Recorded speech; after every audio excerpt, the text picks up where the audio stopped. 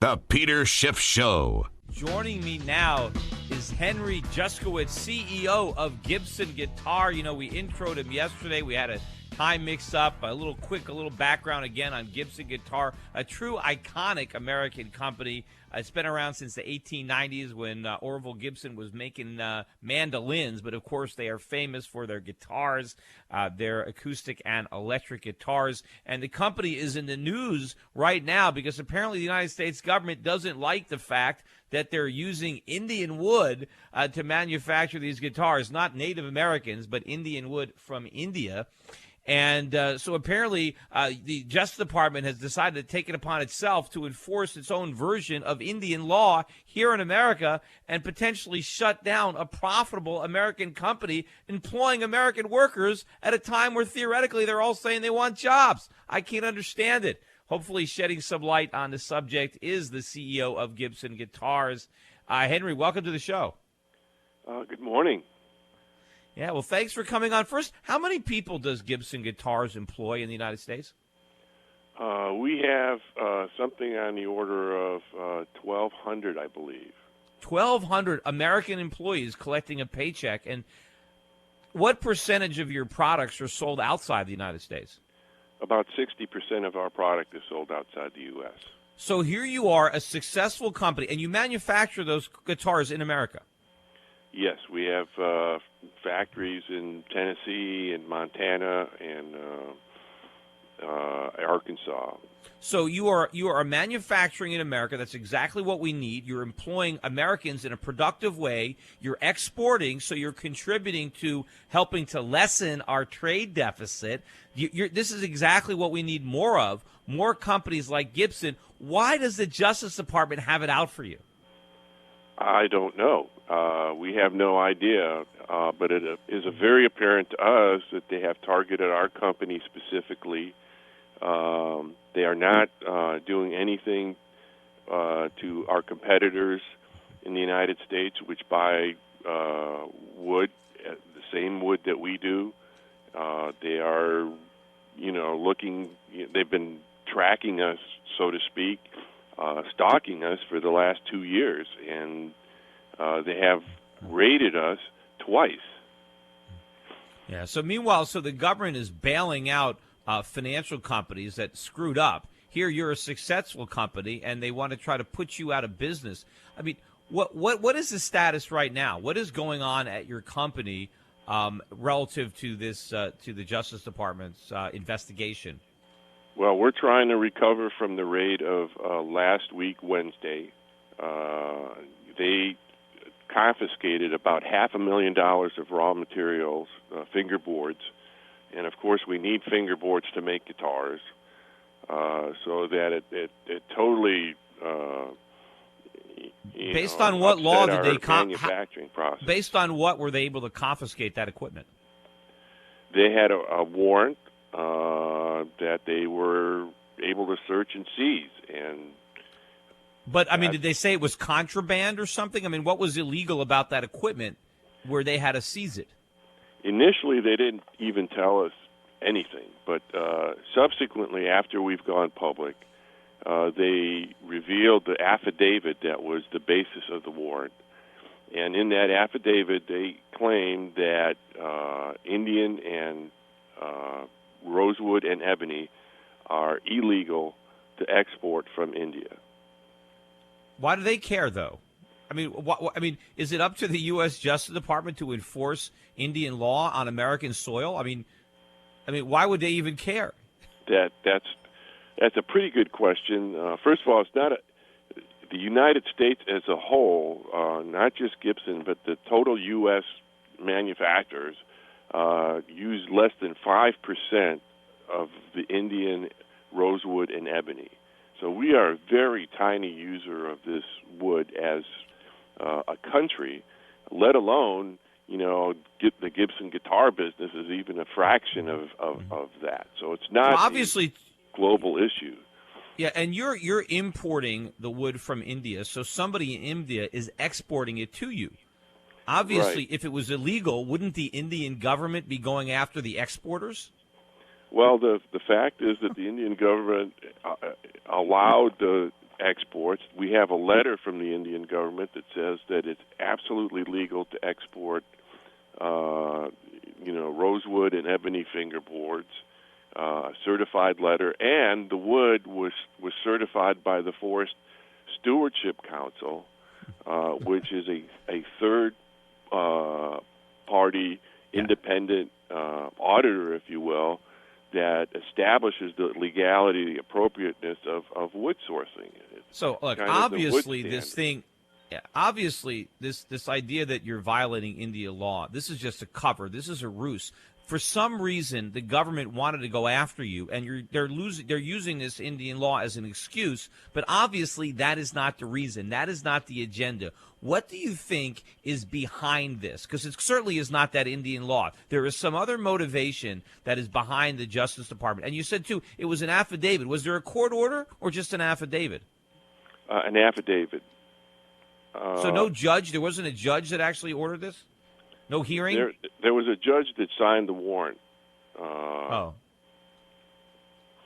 But anyway, so what do you think is the agenda, the motivation here? Because, as I said, it's not the Indian law. I mean, that's just a cover for what they want to do anyway. Why would they have it out for a company that is profitable, exporting, and employing Americans? Well, yeah. In fact, we have hired over the last 2 years 580 new American workers.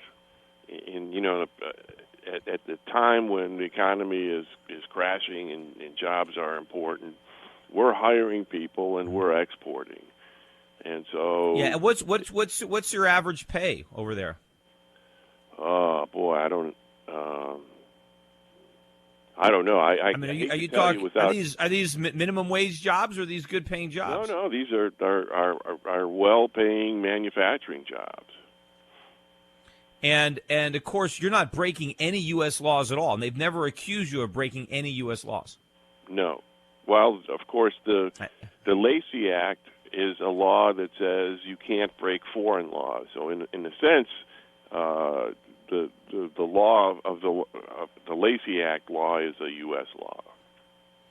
But how would you even know? I mean, you know how many countries there are? You know how many laws there are in different countries? How could America pass a law requiring American citizens to obey the law in every country on the planet Earth? It is even if they don't go to those countries.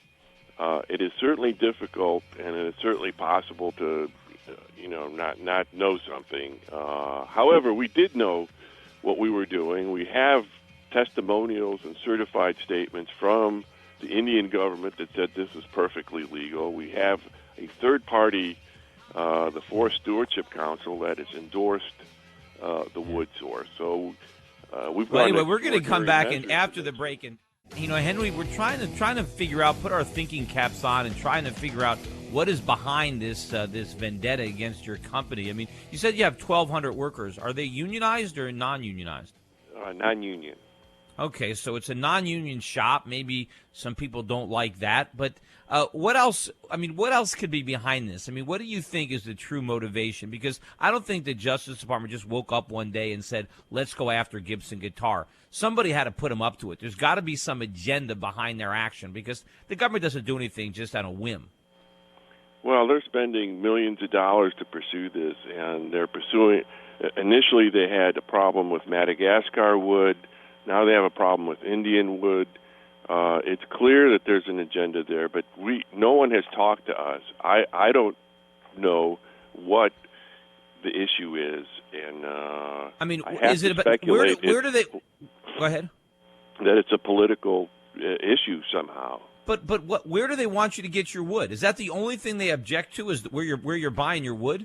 Well, yes. At this point, the Lacey Act and the Department of Justice Environmental Department is charged with enforcement of this Lacey Act. It has specifically to do with wood product.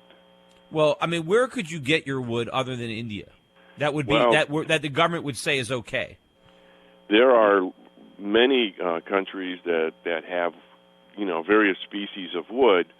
India is the largest source of this particular wood, which is used prominently in the guitar business.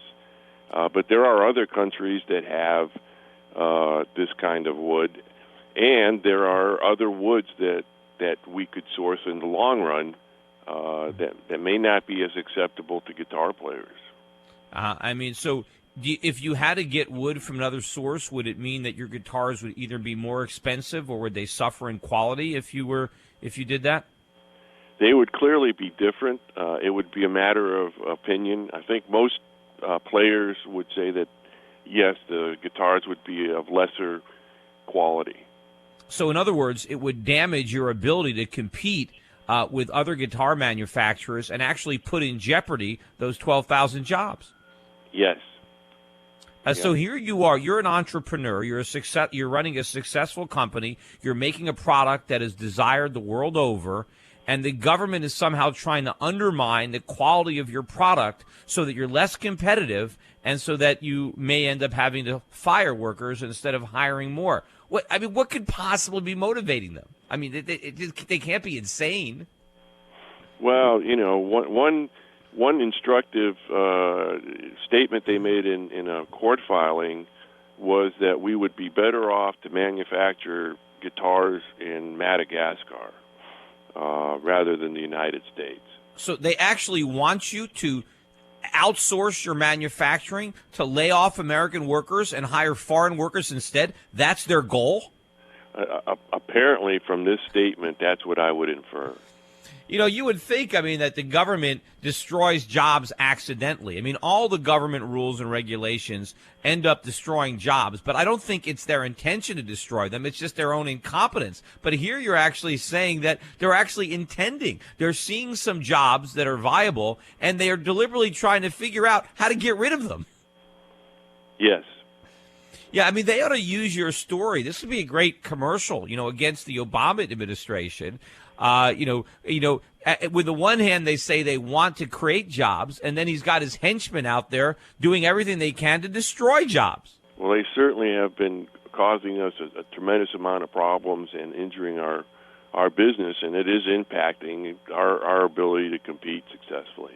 How much money are you spending now on this legal battle?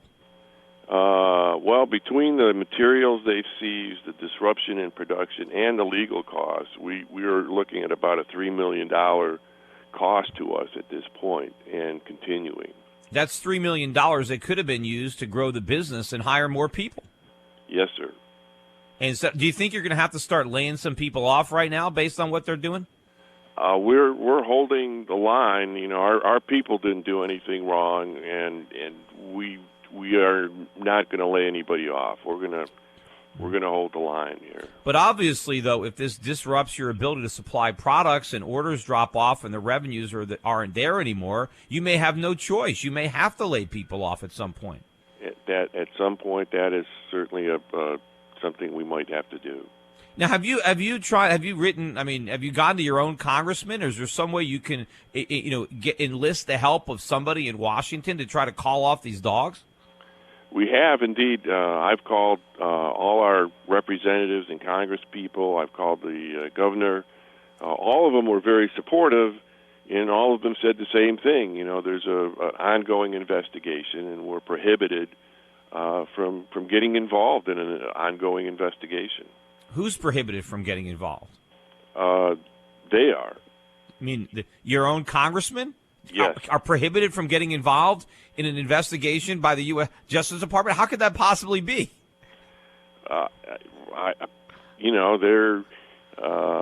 It's another part of the government, and they can't show favoritism when there's an ongoing justice action.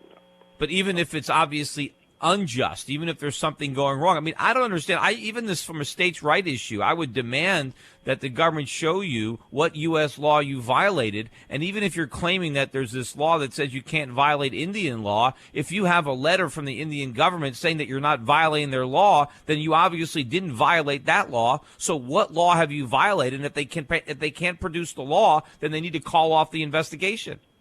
I would say yes. I'd agree with you 100%. And they need to return the equipment that they took.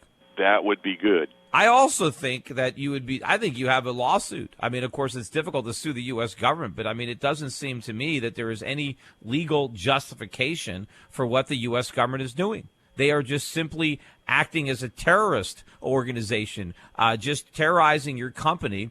And for some reason, I mean, I've heard speculation. Maybe are there labor unions in the timber industry in the U.S. that somehow want to force you to buy U.S. wood? Is that potentially what's going on? Well, my understanding is that this Lacey Act extension, which is what is currently is putting us in jeopardy, is in fact something that was done at the behest of lumber unions. Yeah, well, I mean, and could you even use that lumber? Is lumber from timber from maybe Oregon? Is that even viable in manufacturing guitars? Well, it would. It isn't currently being used for fingerboard stock, and probably not is the answer. Yeah, so if you had to use domestic timber, you couldn't even make your products. But the fact is, because you're importing Indian timber, you've created 1,200 jobs making guitars. But if you can't import that timber, then you destroy all those jobs because you can't use the Oregon timber. Look, the whole thing is crazy. I wish you the best of luck. Hopefully you come on the show again if you make some progress. I would also encourage my listeners, if you want to contact the U.S. government or the Justice Department, to tell them to back off and stop going after the companies that are creating jobs and maybe, trying to repeal all the regulations that are destroying jobs, including what's going on against Gibson Guitar. Anyway, Henry, I really appreciate you coming on the show. Stick around, everybody else.